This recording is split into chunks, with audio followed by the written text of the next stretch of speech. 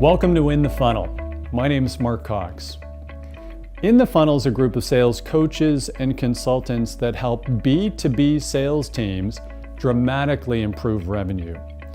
Clients come to us when revenue growth is stagnated, or their sales team is not meeting expectations, or they need to recalibrate their sales and go-to-market plan for the upcoming year. Our clients have enjoyed tremendous success working within the funnel, and please hear it straight from them by listening to the testimonial section of this website. What they'll tell you is there's two things that make us unique and different in our space. Number one, we have a process and a methodology. First, for understanding your current state, and then second, for building your sales and go-to-market plan for the upcoming year. The second thing that makes us unique and different is that everybody within the funnel has run a material sales organization in their recent past. We're all practitioners. We don't have any theorists or teachers, and what that means is we can get in front of your sales team and run the next sales meeting, or join them on their next sales call to close your next large prospect. All of us have a passion for professional, disciplined, process-driven sales, and we'd be delighted to talk to you if you're looking to grow revenue for your company. Please feel free to reach out to us through this website at info@inthefunnel.com or by telephone. Thanks for taking the time to watch this.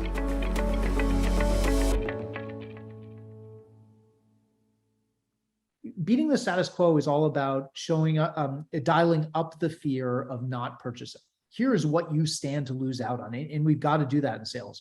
But overcoming indecision is very different. It's actually about dialing down the fear of purchasing, right? How do we get the customer comfortable that they're not going to be left holding the bag? They're not making a huge mistake. They're in good hands, and they're making a great decision. And there's nobody's head's going to roll. You're going to get great things are going to happen, not bad things. And so this is just something that salespeople have never been taught to do. But again, it's something high performers have figured out on their own, as high performers are wont to do. They figured out that what the recipe is, what the second playbook looks like, and that's what we call the JOLT Effect. Team, that's Matt Dixon. And you'll remember Matt because he's been on the show before, because he was the co-author of the Challenger Sale along with Brent Adamson. Today's conversation is a really relevant topic, and we're talking first of all about his new book, The JOLT Effect: How High Performers Overcome Customer Indecision. And he's written this book with Ted McKenna. This is an incredibly important topic in sales today because we know that there's a growing percentage of deals that go to no decision, meaning they didn't go to a competitor. The client invested a whole lot of time, effort, and resources, including ours, and it went to no decision. And in the book, Matt and Ted talk to us about how they believe that percentage is somewhere between 40 and 60% of deals. And the research is amazing. Their sample size is fantastic. Now, one of the things that's kind of interesting is when there's a loss due to inaction on the client side, a lot of us default to thinking about we couldn't unseat the status quo. We couldn't put enough fear, uncertainty, and doubt in them about the status quo not getting them to the end game. But that only happens about half the time. The other half of the time, they are literally paralyzed by indecision. And there's three things that'll cause indecision: valuation problems, lack of information, or outcome uncertainty. And some of the best reps who understand this try and address those things so that not only do they unseat the status quo, but they also address this issue around customer indecision. That does lead to the title of the book with Matt and Ted, and it's the JOLT Effect. And they say the top performers jolt. And the JOLT stands for judge the indecision. So understand what kind of indecision you're dealing with here with the client. They offer their recommendations. That's what the best reps do to help with that indecision. They limit the exploration. So there's an interesting one. And then they take risk off the table. And by jolting the customer out of that indecision, you can move forward with a successful outcome. I really enjoyed today's conversation, team, because of course, Matt's a researcher. And that was one of the big things before the Challenger Sale. Neither Matt or Brent were in sales. They were just excellent researchers. And the data told the truth of the Challenger Sale. The data tells the truth here today with the JOLT effect. So what's really interesting is they've done a massive amount of research here, but they could do it because there were so many sales calls that were done over Zoom or WebEx or Teams that they just used AI learning through a tool called Tether to analyze all of these sales calls to come up with their findings. I really enjoyed today's conversation. I'm sure you will too. And if you do, by the way, please like and subscribe to the Selling Well podcast. Here's Matt Dixon. Hey, Matt, welcome back to the show. You're our first second guest on the show. I am honored to be your second guest. I'm just glad I didn't overstay my welcome from the first time around, Mark. So thanks for having me back. Hey, no, not at all. Not at all. It's great to see you again. And, you know, I was really excited to chat today because when we were talking on the last podcast, we talked a lot about the Challenger sale from 10 years. It was the 10-year anniversary. Yeah. And one of the things I brought up was how timely it was. I really think, Matt, that you and Ted McKenna have really kind of struck gold a second time. The discussion point for the latest book is so incredibly timely because all of us are seeing this crazy rise in deals that go to no decision. So the customer doesn't pick my competitor, they go to no decision. Mm-hmm. And that's been steadily rising in my view for 10 or 12 years. Yeah. Gardner and others will support that, by the way. Yep. They say that that number keeps going up. So I think this is a really important conversation today, but how did you get to that? How did it become the prime focus for the next book for you?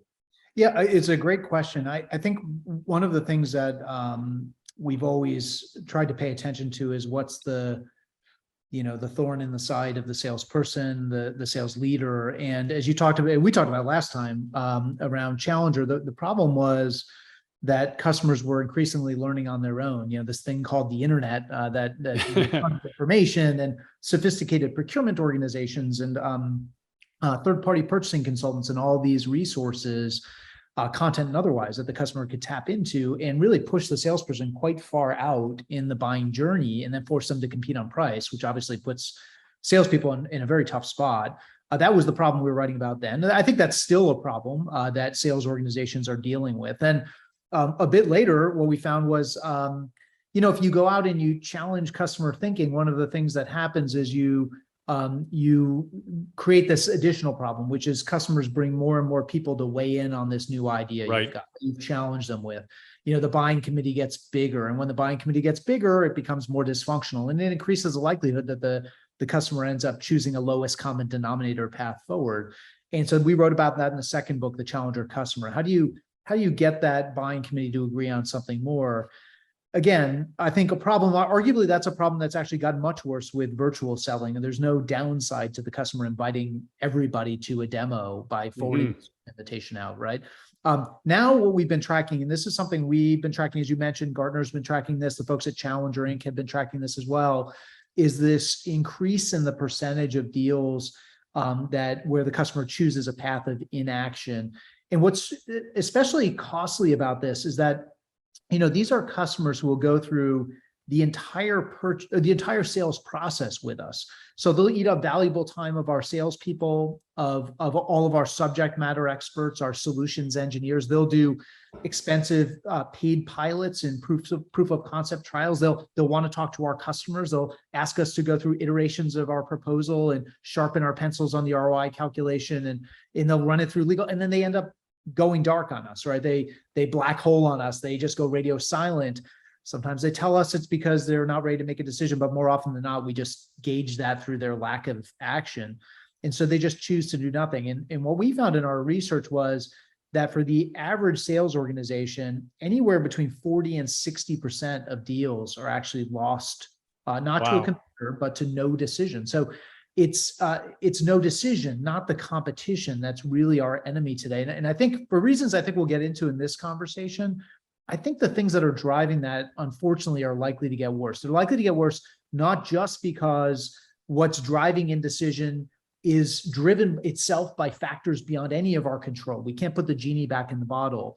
And we can talk more about this in a little bit. But the other thing is, as the customer starts to contend with a softening economy, and they're seeing their own demand for their own products and services start to soften, that's going to increase the likelihood that the customer eats up a lot of our time, not to mention their own time, and ends up not pulling the trigger for fear of making some mistake, as we'll again get into here in a little bit.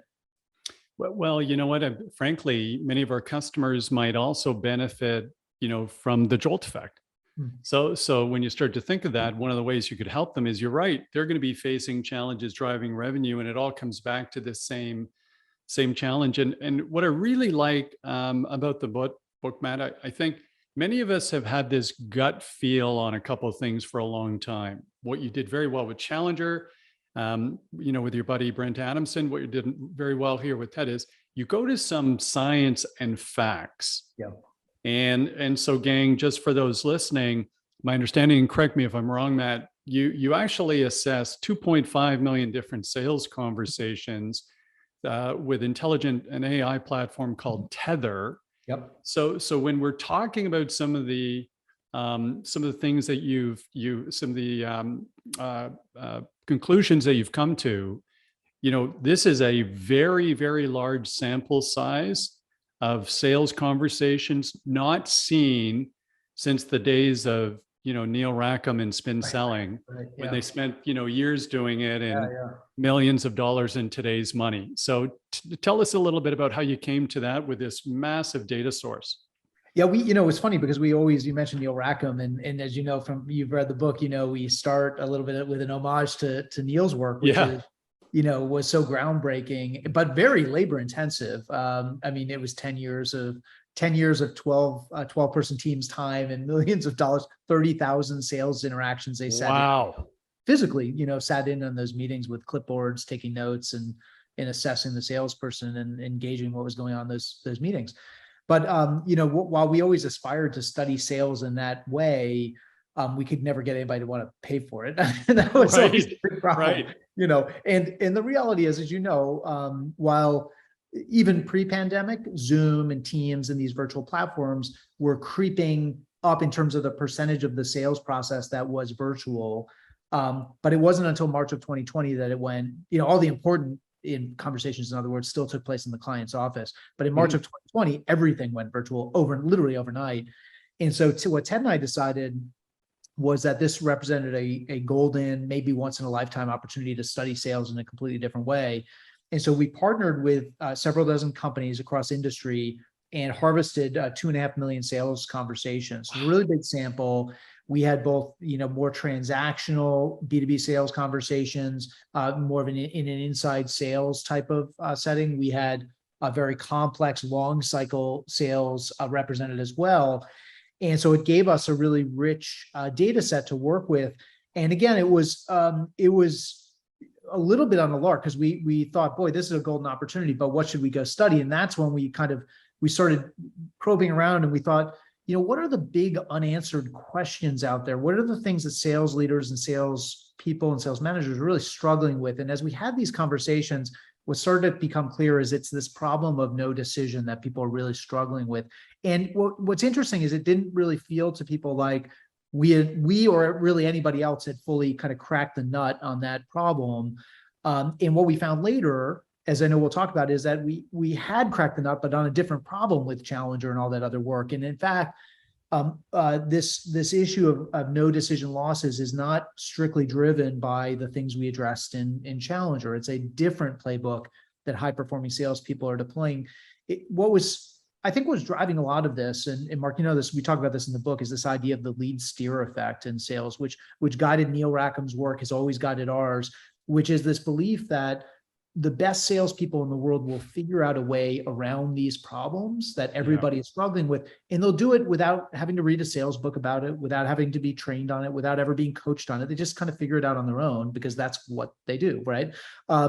And there's so much that can be learned from what they do. That was the story of spin selling. That was the story of Challenger, and Challenger Customer was a story about what best salespeople had figured out on their own. And we always say this, like, look, we didn't invent Challenger. We just documented what top salespeople were already doing. And the JOLT effect is exactly the same. It is we tried to give language and structure to something that high performing salespeople kind of have intuitively running in their minds while they're selling. Well, certainly in terms of what the four things that the high performing salespeople do, two of Yep. those seem very, very familiar to me, Yep. which we'll absolutely get to. But I think it's actually, Matt, the fact that you don't just come up with an opinion with no research and data set and analysis. I think it's that research and data set and analysis that gives it all such credibility. It certainly does in my eyes, because of course, doing what we do, we read, hundreds in the aggregate, but each year, probably 100 sales books. Yeah. And, I'm writing my sales book right now, and boy, is it ever painful, but I've been there. It's a good refresher when, we come across authors like yourself, where there's facts and data and research to back up some of these key concepts and principles. I would say, Mark, just to jump in there, one of the things I think that I've always been very careful, because I wouldn't put myself in the same, you've sold these big deals before, you've been out there with a bag in your hands in the trenches. That's not my background. It wasn't Brent's background. It wasn't Ted McKenna's background. We are researchers by trade, and we just got fascinated by sales. And I think because there's so much data, but I think unfortunately it's not typical. And this has always been I think something that pains Neil Rackham as a researcher as well, a trained psychologist, that there's so much opportunity for study and rigor, but so little that had been done historically. And so we bring more of a research lens to it, but I think we rely on people who've actually been there and done that in many respects to help us understand what we find. The other thing we did was, so we, as part of this, as the findings started coming out from the machine learning platform, a lot of them, and we'll talk about this, were pretty counterintuitive to us. It was not at all what we expected to find. And we relied on top salespeople to help us distill what's going on here. Why is the data saying this? Because we've always thought that salespeople should do the exact opposite.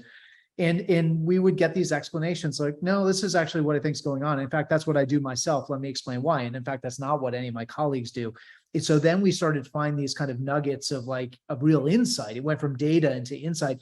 And then we actually poured through, and I wouldn't listen or wish this on any of your listeners, about 30 or 40 years of behavioral economics and human psychology research to try to understand the kind of science-backed explanation, the neuroscience explanation behind what we were finding. And it all started to come together in a really powerful way. But it was very surprising to us as these findings started coming out of the platform. Well, I loved a couple of those too, by the way. I got to call it out. The science says we're genetically engineered to be lazy. Yes. I just, it makes evolutionary sense, right? Don't waste energy. But this is where, coming at it from a researcher's point of view, where you get the data and then there's insights and recommendations, it ends up resonating so much with me, Matt, because some of the things I was leading to intuitively, and then there are some real surprises for me. Yeah. But let's take it from the top, and Sure. We're going to say, well, okay, team, the whole core premise, the book's called The JOLT Effect, How High Performers Overcome Customer Indecision. And this starting point of these deals that go to no decision. So there's an inaction on the customer. You say there's two types of inaction. Yes. One type is they actually define a preference for the status quo. They've done the work and they're comfortable and they've got a preference for the status quo. The second type is customer indecision, and that those are two different things. Yeah. Let's unpack both of those. Absolutely. And what's interesting, a couple of things I would say, if we take a step back, I think that there are two different drivers of no decision is itself a surprise. I think because we've always, and by the way, I don't want to point fingers because we did the same thing when we wrote Challenger, mainly because this problem was kind of out of view and we never thought to ask the question. But when I present Challenger, and I probably did this in our conversation a few months ago when we recorded that, challengers are really good at showing the customer the pain of same. They're really good at overcoming the gravitational pull of the status quo. And I think in sales, for as long as sales books has been written and training classes have been delivered and coaching has been handed down from manager to rep and over the years, we always have told sellers that when our customer starts to waver, if they start to get cold feet, if they start to go radio silent, if they stop responding to your emails or your voicemails or showing up for your Zoom meetings and your demos, the only logical explanation is that you have not beaten their status quo. You haven't put it to bed. Right. You haven't either convinced them, as you said before, that what they're doing today is actually leading to a real cost or lost opportunity. That you haven't created that burning platform. You haven't showed them the pain of same, or maybe they just don't believe that your solution is a more compelling alternative. So sure, it could be better, but is it really is the juice worth the squeeze? It look marginally better, right? But not tremendously better. So we teach our salespeople to kind of go back to the well. We teach them to kind of beat the status quo.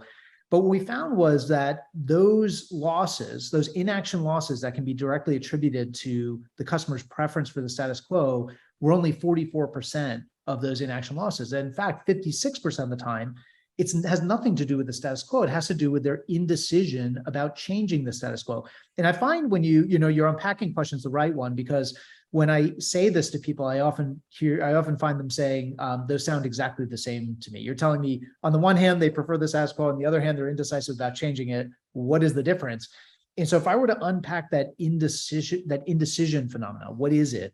We found that there are three things that customers get wrapped around the axle about that have nothing to do with the status quo and everything to do with their fears of making some mistake. The first mistake they get worried about is that they picked the wrong thing. So, if we think about, any of your listeners, any of your clients and their platforms, their solutions they offer, and you think about all of the configurations, you can go enterprise wide, you can go narrow, you can buy the basic version, you can buy the premium version, you can buy the professional services or not, you can do the 1-year contract, the 3-year, the 5-year, you can pull in some partner integration or not. I mean, there are so many different ways to configure not just our solution, but think about all of the startup players and the disruptive competitors coming out of the woodwork. Every time you turn around in any space, there are more options and more competitors out there, new disruptive options and technologies. The number of times I've heard clients say, boy, we're ready to move forward, but we just read the Gartner Magic Quadrant and we didn't realize that there was this other company we never even heard of them before. So we want to talk to them, right? So it's the customer's concern that it all sounds good, but I'm worried I'm going to pick the wrong way forward, and that will be an irreversible decision. Now, the second source of indecision was a lack of information. So this is where the customer gets concerned that they've not consumed enough content, they're not enough of an expert in this decision we are asking them to make. And these are often very big decisions, and they don't feel like they've done enough research, they've done enough homework. Brent actually wrote about this recently in Harvard Business Review with his article around sense making. Right. Really does deal with that problem. And as we know, and as Brent talks about, and he's quite right, the amount of information available today is orders of magnitude greater than it was last year. And it's going to be orders of magnitude greater next year. It's not, that genie cannot be put back in the bottle. And customers will not move forward unless they feel comfortable that they're enough of an expert on this decision. The third source of indecision is what we call outcome uncertainty. So outcome uncertainty is where the customer may feel comfortable with the option they're picking. They may feel comfortable that they've done enough research, but there's a sneaking voice in the back of their head that's saying, you might not get what you're paying for. In other words, there's no assurance of success. You may not see the ROI. You may not realize those benefits. And if this doesn't come to pass, then somebody's head's going to roll. And whose head's going to roll? The person whose name is on the DocuSign. And so, exactly right. So think about these three things. So I'm picking the wrong thing. I haven't done enough homework. I'm going to be left holding the bag and not getting what I'm paying for. None of those have anything to do with the status quo. And so it becomes clear why, if we tell our salespeople the customer's showing signs of cold feet, go back and hammer the status quo. But what if our customers already convinced that the status quo is suboptimal? They're already convinced our solution is far superior, but instead they're worried about they chose the wrong configuration, they didn't do enough homework, or they don't have any assurance it's going to work out. Then if we go back and hammer the status quo, we actually make things worse, not better. In fact, in our research, we found that salespeople at the first sign of cold feet, they do that. They go back and they hammer the status quo, and it actually backfires 84% of the time. So 84% of the time, it's more likely they're going to leave the customer in a state of inaction. They're going to effectively use fear to sell to an already scared customer, and thereby giving them every reason in the book to do nothing. What a great, I love that. A couple of things to unpack there, but we're giving them more fear where they're already fearful. We're adding more fear. And so we're going to talk about your strategy of saying, hey, let's work on a strategy of reducing the fear to get them to act. But a couple of things you talked about, Brent, and sense making and sales. He was on the podcast 5 episodes ago. We were talking about this, and this is what the paradox of choice comes into play. Right. Right. So people get paralyzed with the paradox of choice. That might be the reason that I keep buying the exact same model car. So it's a newer version every 3 years. It's the newer version, but I don't even go through a process. I make enough decisions in a day. I don't need any more. So we said there, on the customer indecision side, it's different from their preference to the status quo. Mm-hmm. They've actually decided the status quo is not good enough in many ways, but they still don't want to step out and make that decision because of valuation problems, lack of information, which is an interesting one in this day and age. When you think of they've gone and got all this information from so many different sources, and then outcome uncertainty. Yeah. And whereas our strategy as salespeople was always to play against the status quo and add fear that was going to end up with a bad outcome for you. So we're increasing your fear to, back into the day, Tony Robbins, people do 2 things: pursue pleasure, avoid pain. Yep. So, so we're trying to say, hey, avoid the pain. But in doing so with this model, we're actually increasing fear, and it's the fear that's sort of paralyzing them. That's right. Which plays to the outcome uncertainty. Yeah, that's right. And just playing on that, you said you did all this psychological research. For my purposes, I always dumb it down, but there's a couple of things that jumped out when you're saying, okay, why are these folks getting paralyzed? First of all, this concept that people would rather miss out than mess up. Yeah, that's exactly right. Because your boss has never kind of come to you and say, you missed a huge opportunity, but they're absolutely going to be in your office when you make that software purchase and it's over budget and delayed, and it's having an impact on you collecting your revenue for the business at the end of the month.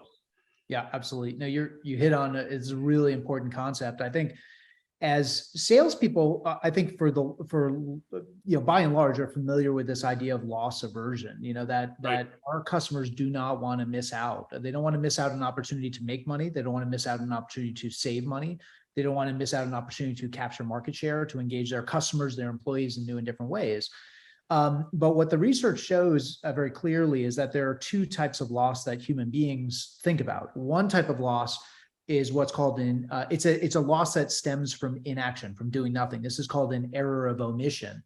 And that is, if I think about in a simple like layperson's example, maybe timely actually, given where we are in the market.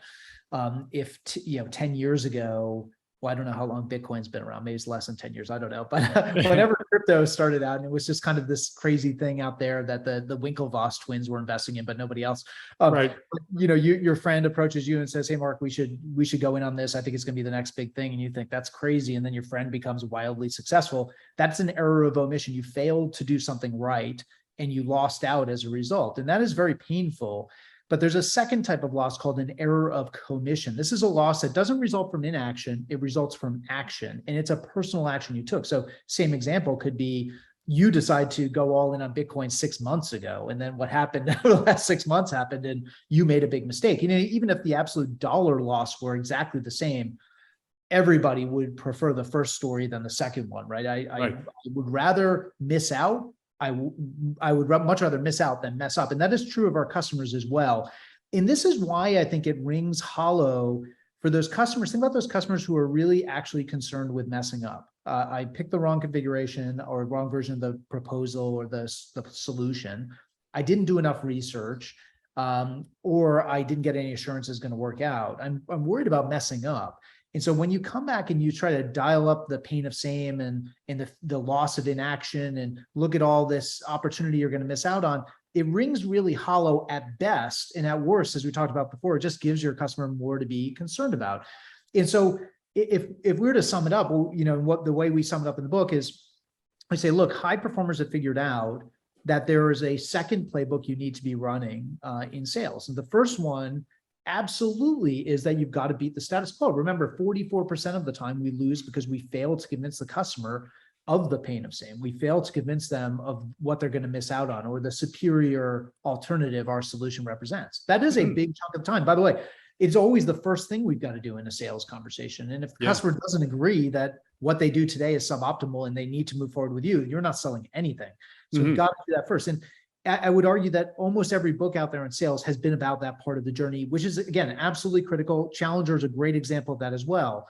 But high performers have figured out that once you get the customer to state their intent, that, okay, I'm with you. The way we do things today is not working. Your solution is a vastly superior alternative. Let's move forward.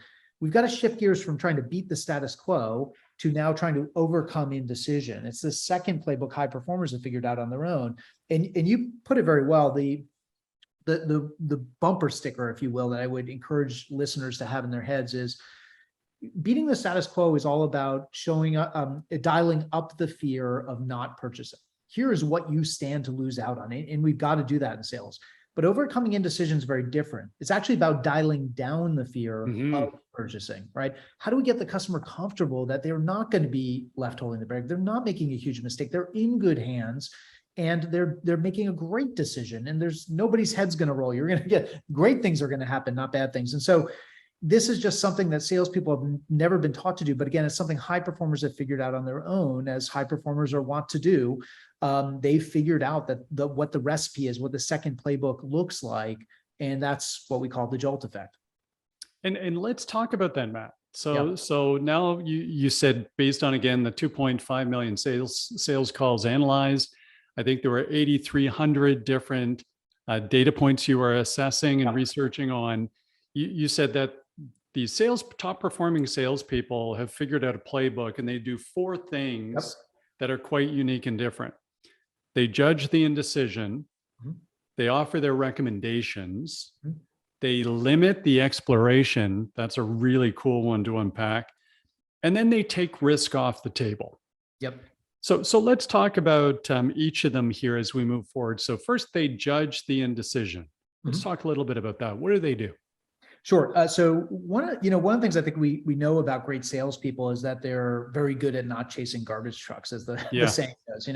But I think what we didn't really understand until we started interviewing these high performers, we ran some focus groups, is that they assess an opportunity not just on that opportunity, on the customer's ability to buy, right? Use case fit, industry attractiveness, company financials, dynamics. Is there budget? Do they have senior most buying? Have they done the challenger thing and convinced the customer to value something that their company can do uniquely in a differentiated way in the market? All that stuff. It's very, very important. But they also qualify and disqualify opportunities on their ability to decide. And it turns out there's a few things they're looking for. I'll just give you a couple of examples. One is the customer's ability to prioritize. So, and this is something that high performers told us they're listening for in the very first sales conversation. One of the things they're trying to find out is who else is the customer talking to? Obviously, all salespeople want to know that. And we can, sometimes the customer tells us and sometimes they don't, but we have ways of finding out. And high performers say, it's really important to me that the customer is able to articulate of, let's say, the 10 capabilities that we offer, that our competitors offer, that the ones that they really see as important to their business are the ones that we really excel at. And the ones that we don't, where we've chosen not to invest our product development resources and not to emphasize, not to go after or pursue, are the ones that my competitor is good at. And if they're not willing to articulate that, and if instead they believe everything is important, that's a customer who's never going to be happy. They're what psychologists would call maximizers, not satisficers, not happy with good enough, right? So that's just one example. Another one, and this is pretty tactical, as much as salespeople hate this, almost every customer procrastinates in some way, shape, or form. They reschedule the call that was supposed to be on Monday for Wednesday, or maybe they schedule it for the following week, and things happen. It's because our customers have day jobs, and their day jobs are not to buy our stuff typically. But there's a big difference, these star salespeople told us, between a customer who reschedules a Zoom that was supposed to be on Monday for the following week, and the customer who says, now is not the right time, let's pick up the dialogue next quarter or next year. Right. That customer is not procrastinating. They're actually doing something far more nefarious. They're avoiding the decision entirely. And what's especially troubling is the customer probably doesn't even realize that's what's happening. But high performers would say, once I hear that, that customer is either out of my pipeline or so far back in the back burner that I'm investing next to no time on it. And I'm certainly not forecasting them to close anytime soon. But if we think about it, what does our average performer do? Well, for them, if the customer says, well, let's pick up the conversation next quarter, they just forecast them for the following quarter because the customer Exactly didn't say right. no, right? And Yeah. they could say yes later. So hope springs eternal. But again, it's these markers we're going to want to be looking for that teach us whether this is an opportunity that we actually can get them to make a decision, irrespective of whether it's a good fit and we've got a great use case alignment or what, or budget availability, what have you, all those important criteria and ability to buy. We need to look at the ability to decide as well. Well, you say hope springs eternal. Like my good friend Dan Sullivan from Strategic Coach likes to say, all progress starts with the truth. That's right. And I've never come across so many untruths as when I went into sales management and started looking into a CRM pipeline. Yeah. It's the functional equivalent of the Marvel universe of movies. None of it is true. It's nice to look at. It could be exciting, but it's not going to take place. It's not reality. I kind of regret that I already wrote the book because all that could have been in the book. We'll save it for my book, which will come out at this rate 7.5 years from now. That's perfect. Yeah.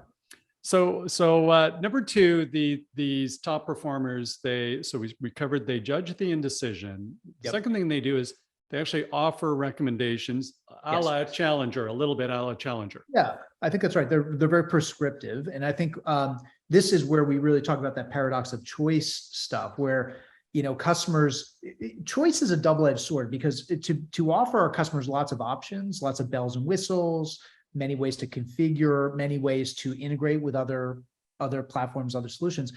It sounds really great. And it is really exciting for the customer, especially when they're on the trade show floor and they come by our booth, or when they're consuming some of our marketing collateral, or even early on in the sales process.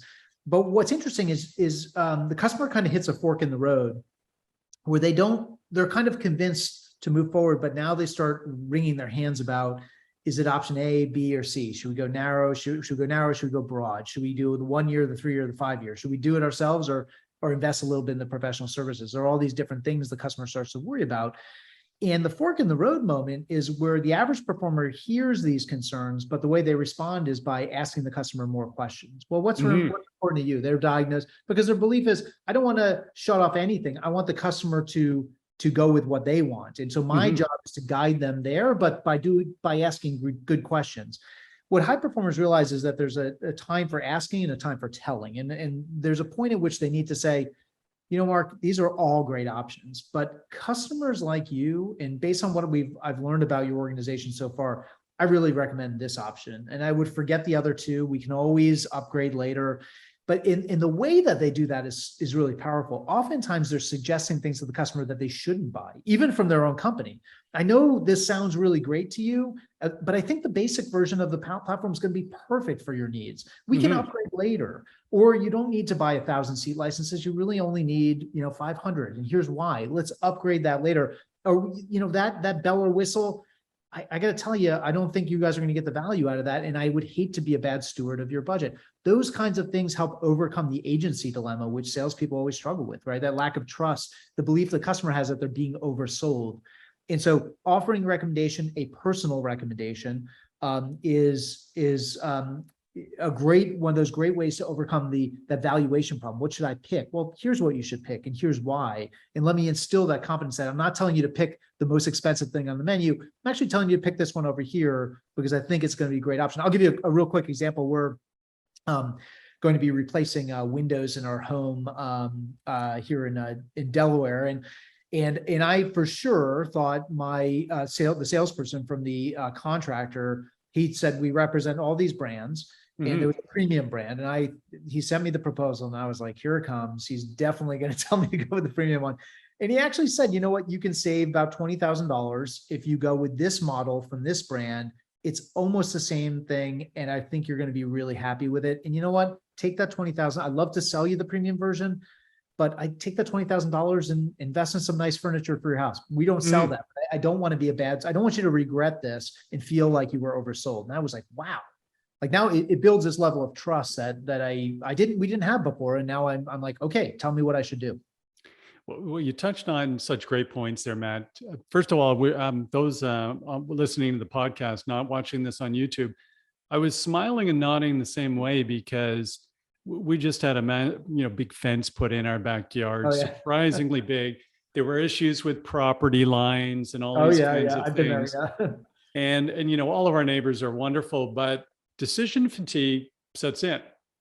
And the person doing it, this contracting company, all they do is fences. They do this all the time. And he was spectacular. And at one point in time, I was saying, okay, we're going to do this. We're going to do this. And I said, listen, just build it in the old property line. I don't even care about the extra foot of my property. Yeah, yeah. And he said, listen, we're absolutely not going to do this. This fence is going to be up for 10 years. You should put this along the real property lines. He goes, I'll go talk to your neighbors. But he said, Mark, I do this all the time. Trust me, we have to do it this way. Yeah. And where I was running out of steam with decision fatigue, because I make enough decisions within the funnel, when I come home at night, this is not my core competency. Yeah. So you can see we're making that recommendation and becoming that trusted partner. We just loved working with this particular contractor. It was fantastic. We talk about in the book this idea of shifting from kind of a selling to the customer to buying for them, but being kind of a buyer's agent, right? And something that we talk about that Brent and some of my former colleagues at CEB, now Gartner, have talked about is this idea of salespeople, great salespeople as almost great travel agents, right? The people, you feel like you're in good hands. Somebody's not there to oversell you, but whose only mission is to make sure you get tremendous value for money and can take all the decisions off the table. You can put yourself in their hands and know you're going to get to a great outcome. And it sounds like you had that same exact experience. Well, I don't know if what's happening with our wavelength here today, Matt, but the example you used in the book is, a first-time traveler to Italy. Right. Which my wife and I are just finished planning our first trip to Italy, which will take place when this podcast airs. All right. Okay. Congratulations. That's great. We went through the exact same process where after a few days, God bless her, she went and tried to dig up all the stuff on her own and then went back to a travel agent, because we do see them now as the trusted advisor, even with Expedia and everything else out there. Yeah. We needed that guidance where somebody came back and said, what kind of traveler are you? And said, we're not spectacular. We're not super adventurous. We're not going to see 10 cities in 10 days. We want to be in 2 cities in 10 days in spectacular hotels with luxury. And we actually like to sit by the pool every second day. Yeah. Perfect.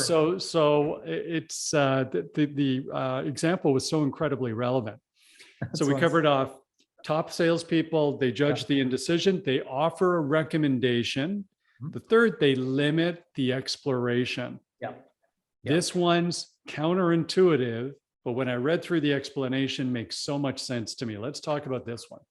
Yeah. So this was surprising to us as well. But, we talk about this idea that, customers, when we say lack of information, I think what we're talking about probably more specifically, it's not a lack of information. It's a lack of information I've consumed. And so there's a lot of information out there, but it's the customer feeling like it's the next white paper I read. It's the next webinar I attend. It's the next podcast I listen to, or maybe the next person I talk to who's going to lay bare all of the, the skeletons in the closet, all the things I need to be thinking about to avoid making a really big mistake. And am I just being lazy or what's going on? But I don't feel like I've developed enough expertise. And then because of that agency dilemma we talked about before, there's often this feeling that I'm at an information disadvantage to the salesperson. The salesperson knows all the things that don't work with the platform. They know all the capabilities that are more fictional than non-fictional, right? They know all the customers who don't like them, and they're not going to put you on the phone with them, right? They know where the bodies are buried, if you will. And so there is this feeling customers have that they need to be on par with the salesperson.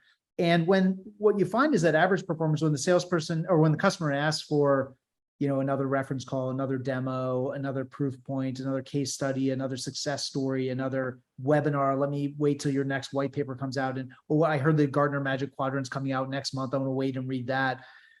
Your average performers will indulge that, and they will say, no problem, you need to be comfortable with this, I'll send you more information. But we found that the more they indulge that, the lower the probability they'll actually close anything or sell anything. High performers instead are very good at effectively calling a stop to the exploration and limiting the exploration, and not typically saying that, like, you've done enough research, we don't need to do any more, but sending signals to the customer that that give them the feeling that they are in trusted hands. So there are a few things we found high performers do. The first is they control the flow of information throughout. So a big difference between average performers and high performers is, for instance, in tech sales, high performers are much more likely to do their own demos rather than having a subject matter expert or a solutions engineer do it for them. Much less likely to bring the clown car of product people and engineering people and customer success people and executive sponsors onto every single sales call.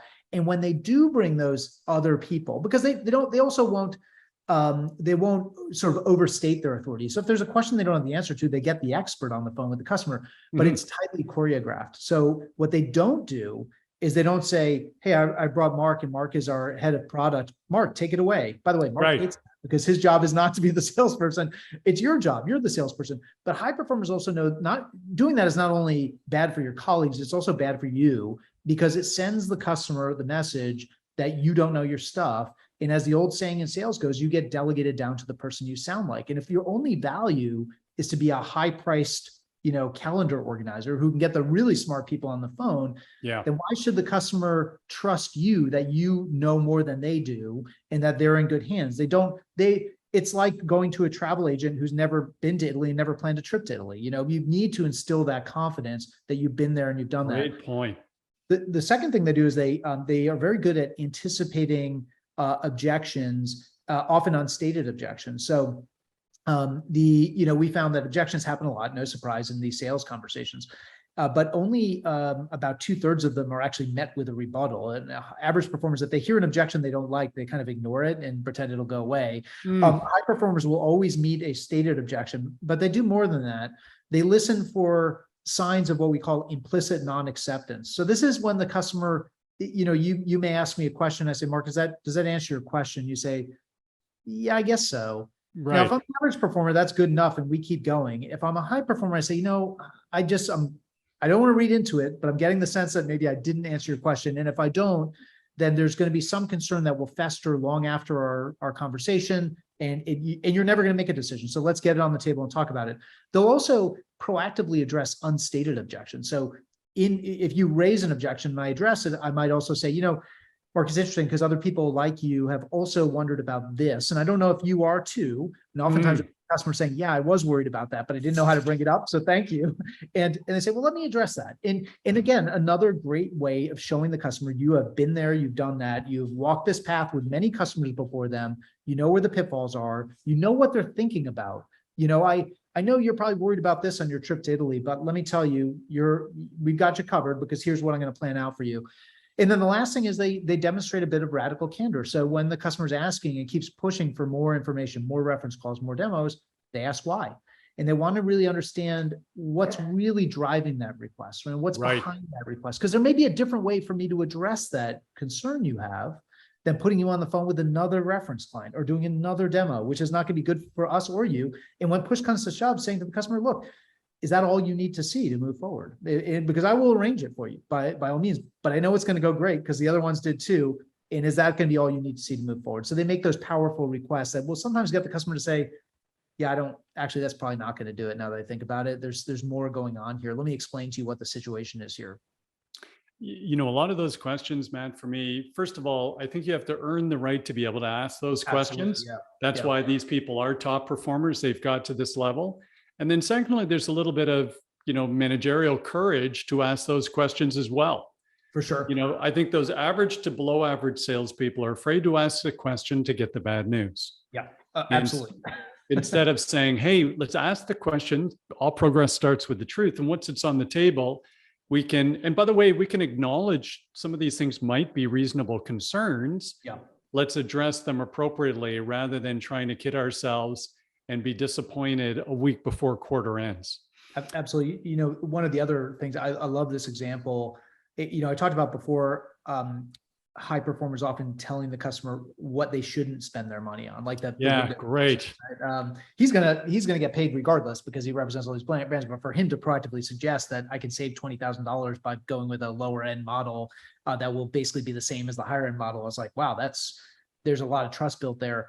But you also find this in, and we're talking about this limiting the exploration and building out that trust and that candor you're just talking about, Mark. Sometimes even suggesting to the customer, we'd love to do business with you, but I got to be honest, we're probably not the best partner for you. In fact, I Right. think our competitor does a much better job at this. And I know people over there would be more than happy to put you in touch with them.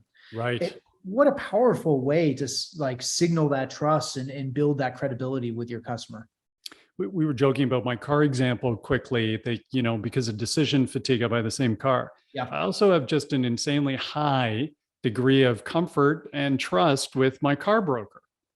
And so while my lovely wife and I were out about a year ago and on a Sunday enjoying a nice brunch, I get a email from him saying, I know you're not sure if you're going to be buying a car in the next few months, but you have to go home today and you have to go through and sign this application and put it in today to buy. And this was an agreement to buy a car because he said we can get out of it, but the prices are going up on the make you like because of the microchip issue.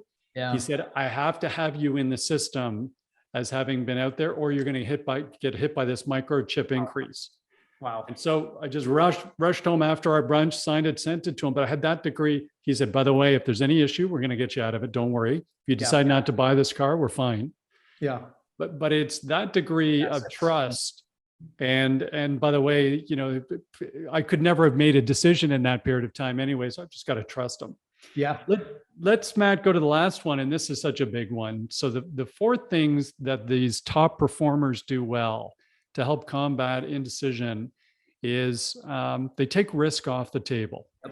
This one seems self-evident in certain ways, but let's talk about this one. Yeah, so what we found is that, again, think about those outcome uncertainty issues the customer's struggling with. I'm not going to get what I'm paying for. I've no assurance is going to work out. What we found in our study in some sales environments, especially when we're talking about simple product sales, you can offer an opt-out or a prorated refund, these kinds of things. Now, in complex B2B sales, that's rarely offered. Right. But what you found was high performers were very good at, within the boundaries of what's permissible and acceptable and profitable, coming up with creative ways to instill a bit of confidence in the customer that they're not, jumping off a cliff without a safety net. So some examples we found were, one, proactively suggesting to the customer that they start smaller than maybe the customer wants to start. I know you want to buy this, you want to go enterprise wide. Maybe we just start here because that's going to put a lot less pressure on you to deliver huge results. And let's get some wins on the board, and then let's go from there, right? Ultimately selling less upfront, but selling more over time, which is very hard for an average performer to get comfortable with. When the customer talks big dollars and a big scope of work, you want that deal, right? That's a deal that's going to make your year. But interestingly, we found high performers will proactively suggest that the customer not start that way. We also saw them using some creative contract structuring. So there's a great story we were told by a head of North American software sales for a big software vendor, said they were late stage, final stages with a big company. This would be their biggest deal of the year, a 5 business unit, 5-year term on a software rollout for a big manufacturer. And at the 11th hour, the CEO pulled the plug on the whole thing and said, we can't move forward. And she said, I'm going to need some guarantee of ROI or guarantee return. And they couldn't do that. They're a public company. And they said, we won't, finance will never go for that. Mm-hmm. They started probing around what the concern was. And it turned out in one of the 5 business units, there were some legacy data issues that they had learned during the proof of concept were going to be problematic to overcome. And she said, what you've got to understand is this business unit is our cash cow business. It is the profitability driver for the enterprise. The CEO is new in seat. And she said, I won't even be here. Like if this thing blows up, they'll fire me on the spot. So I cannot move forward in a 5-year term. So what the head of sales said is, let's take the 4 business units you are comfortable with, put them on the 5-year term. And let's take this one business unit you're nervous about, put it on a cancelable for convenience 1-year term. And what we'd ask is, if you like what you see after a year, let's true it up with the other business units. And just as a sign of good faith, we'll give you the 5-year, 5 business unit discount level. We're not going to walk back from that. He said, we swarmed it with our best implementation team. They solved all the problems in 3 months. And the CEO called them and said, we've seen enough. We're confident this is going to work out. Let's true up. Story. So great story. Well, same thing happened again, Matt. We ran out of time so quickly going through. I'm sure you've got another call to jump onto and lots of other things to do today. Gang, the book is The JOLT Effect, How High Performers Overcome Customer Indecision. Matt Dixon, Ted McKenna, spectacular read. Pick this one up. We're all facing this challenge. And Matt, how do people learn more about you or get in touch with you? Sure. So people can always contact me on LinkedIn, tell me you heard me on the show and you'd like to be connected. Of course, you can learn more about the book by ordering it and reading about it. And then if you have any questions, hit me up on LinkedIn. But there's two places I'll direct your listeners. One is to the book website, jolteffect.com, for a few reasons.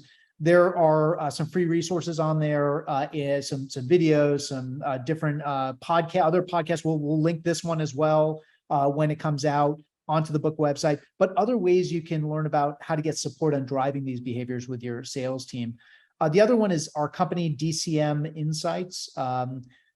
Dixon, Chandler, McKenna are the three co-founders. So DCMinsights.com, you can learn more about the work that our company does beyond the JOLT Effect. So. Well, Matt, and first of all, team, all of those different links will be in, of course, the show notes. You absolutely want to pick up this book 100%. You also want to follow the insights from DCM Insights. So great organization. Obviously, huge value from this chat today, Matt. Thank you. It was so great to speak to you again. It was wonderful to talk to you again, and I hope we do it again soon. You bet. Team and listeners, thank you very much. And as always, with the In the Funnel, with the Selling Well podcast by In the Funnel, what we're trying to do is just add some value to you given your sales day. And we're really trying to increase the performance and professionalism of B2B sales. So if you enjoyed today's podcast, please like and share the Selling Well. And if you've got some feedback for me, please let me know how we can continue to improve this podcast.